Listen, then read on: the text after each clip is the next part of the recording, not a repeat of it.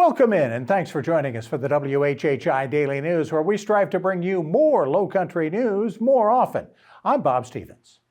Find a piece of wood to knock on, but so far we have had a very calm hurricane season that we are now about halfway through. The latest storm, Gabrielle, churning way out in the Atlantic. It's forecast to turn to the north and then back east before it even gets to Bermuda.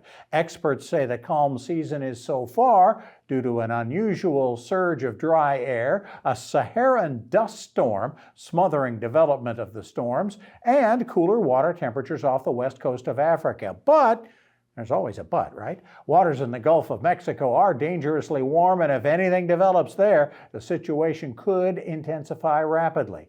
The Earth's oceans just had their third hottest August since 1850, surpassed only by the last 2 years. And Hurricanes Helene and Milton last year came in the latter portion of the hurricane season, so we are far from out of the woods. Possibly the most contentious topic on Hilton Head Island these days is what to do about short-term rentals. Neighbors of the rental properties have all kinds of complaints about parking, trash, congestion, and the behavior of those short-term neighbors. But property owners have their rights too, and the dollars from rental properties are enormous for the town's economy. Hilton Head's town council heard 2.5 hours of citizen input earlier this week and still hasn't come to any conclusions. A moratorium on any new short-term rentals has been floated. Other leaders are hoping a new land management ordinance will solve the problem. So far, progress is at a standstill. Hilton Head currently has more than 7,000 short-term rental units. For more details on these stories and other Lowcountry news stories, we invite you to visit the sources listed on your screen. Now let's take a look at sports. Ahead for the rest of the weekend, here's Justin Jarrett. Hey, it's time for Last Night in the Lowco on WHHI, powered by LowcoSports.com. And it's time to get ready for another exciting Friday night of high school football in the Lowco, with 14 games on the Week 4 slate, including a couple of Lowco on Lowco showdowns. The team from WHHI will be in Beaufort for the Rebo Road Bowl as the Beaufort Eagles try to continue their dominance over Battery Creek, which hasn't beaten its crosstown rival since 2003.